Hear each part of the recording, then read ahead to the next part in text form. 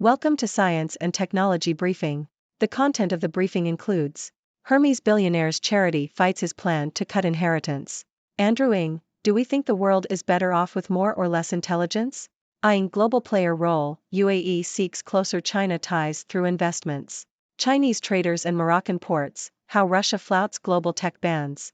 Ryanair CEO Michael O'Leary deserves his €100 million bonus. Hermes Billionaire's charity fights his plan to cut inheritance. Bloomberg. Nicholas Push, the reclusive billionaire heir to the Hermes fortune, has moved to cancel his inheritance contract with his own charity, the Isocrates Foundation. Push, 80, was reported to have begun adoption procedures for his gardener, to whom he would bequeath at least some of his fortune. Isocrates said it was publicly contesting the move, which it called void and unfounded. Push has about a 5.7% stake in Hermes, and the charity's website said it has more than a dozen grantees. Andrew Ng, do we think the world is better off with more or less intelligence? Financial Times. Artificial intelligence, AI, expert Andrew Ng has spoken out against overregulation of AI and highlighted the benefits of open-source AI models. Ng argued that open-source models are becoming increasingly competitive with proprietary models and are useful for a range of applications.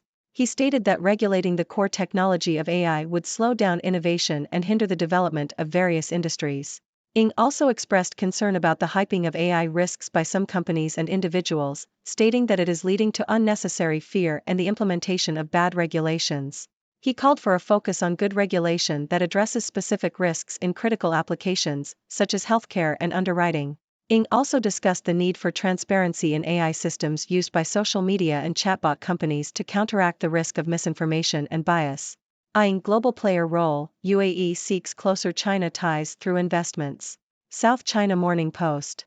The United Arab Emirates, UAE, is using its close relationship with China to invest in Africa and the South Pacific. The UAE has already invested $10 billion in a China-led fund for Africa, while the UAE's Consul General in Hong Kong, Sheikh Saud Ali Al Mualla, said both countries were expanding their cooperation via investments in the Pacific Islands and Africa. The UAE is the fourth largest global investor in Africa, according to FDI Markets. Chinese traders and Moroccan ports, how Russia flouts global tech bans. New York Times. Despite trade restrictions and sanctions imposed on Russia by Western nations, the country has managed to find ways to obtain the technology it needs to keep its economy running. Russian suppliers have found workarounds and loopholes to ensure that almost no piece of commercial technology, including telecom equipment, surveillance gear, microchips for advanced computing, and weapons systems, is too hard to get. Russian authorities and companies have taken advantage of cracks in the global response by using intermediaries, such as middlemen in China, and disguising their activity through shell companies.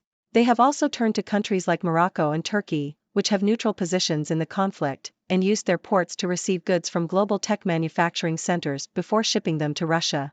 The article suggests that the success of Russian traders in staying one step ahead of US-led efforts to cut them off shows how difficult it is to stop the global movement of commercial technology. This raises questions about the effectiveness of Western trade restrictions and whether tech giants should better control the destinations of their products. Ryanair CEO Michael O'Leary deserves his €100 million bonus. Bloomberg. Ryanair CEO Michael O'Leary could receive a €100 million, $108 million, bonus in 2024 if the company meets certain financial targets. Ryanair is on track for a record annual profit, and its shares have risen 53% this year. The bonus would be funded by the company's existing remuneration scheme.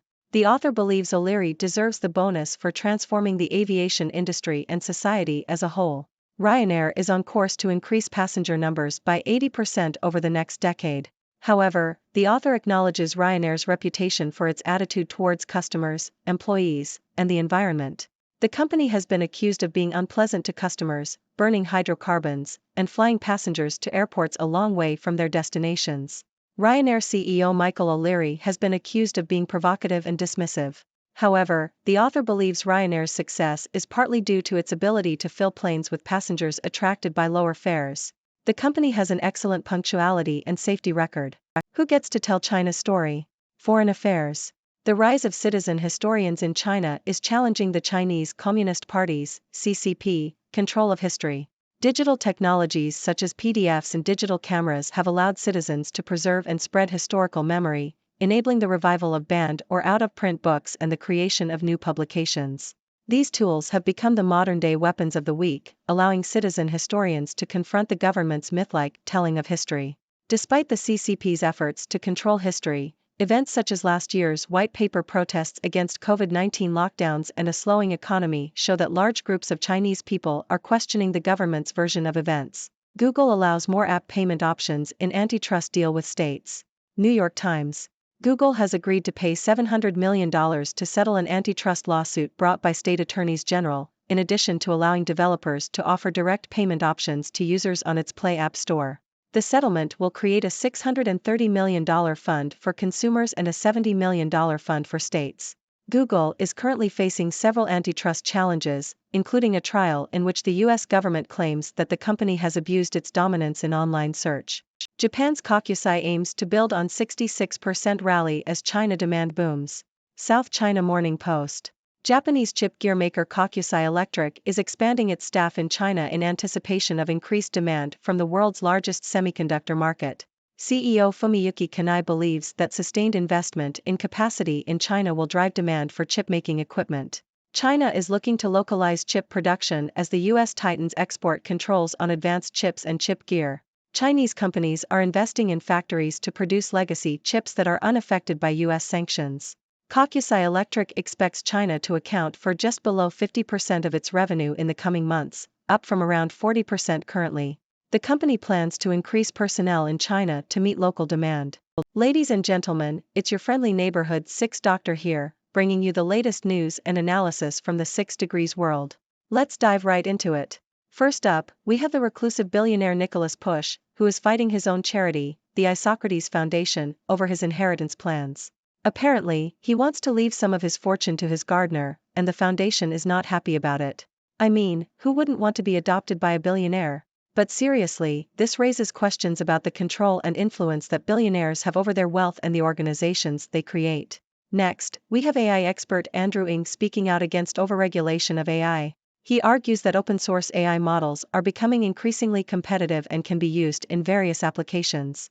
He also calls for good regulation that addresses specific risks, like healthcare and underwriting. It's like saying, hey, let's not throw the baby out with the bathwater. AI has its benefits, let's not regulate it to death. Moving on, the United Arab Emirates is cozying up to China and using its influence to invest in Africa and the South Pacific. They've already invested billions in a China-led fund for Africa and are expanding their cooperation in other regions. It's like watching a new power couple emerge in the global arena. But hey, who am I to judge? If they can build strong partnerships and boost economic growth, more power to them. Now, let's talk about Russia's impressive ability to flout global tech bans. Despite trade restrictions and sanctions, they've managed to find ways to obtain the technology they need. They've used intermediaries, like middlemen in China, and ports in neutral countries to get what they want. It just goes to show that where there's a will, there's a way. And it raises questions about the effectiveness of Western trade restrictions. Maybe it's time for tech giants to tighten their control over where their products end up. Next, we have Ryanair CEO Michael O'Leary, who might be getting a whopping €100 million bonus in 2024. Now, I know Ryanair has a bit of a reputation, but the author argues that O'Leary deserves the bonus for transforming the aviation industry. And let's be honest, Ryanair has brought affordable travel to the masses. Sure, they might not be the friendliest airline, but they get the job done. Plus, they have an excellent punctuality and safety record. So, maybe O'Leary does deserve that bonus after all. Now, let's talk about citizen historians in China challenging the Communist Party's control of history. Thanks to digital technologies, ordinary citizens are able to preserve and spread historical memory, pushing back against the government's version of events. It's like David taking on Goliath, but instead of a slingshot, they have PDFs and digital cameras. It's a fascinating development that shows the power of technology in shaping narratives. And finally, Google has settled an antitrust lawsuit and agreed to pay a hefty sum of $700 million.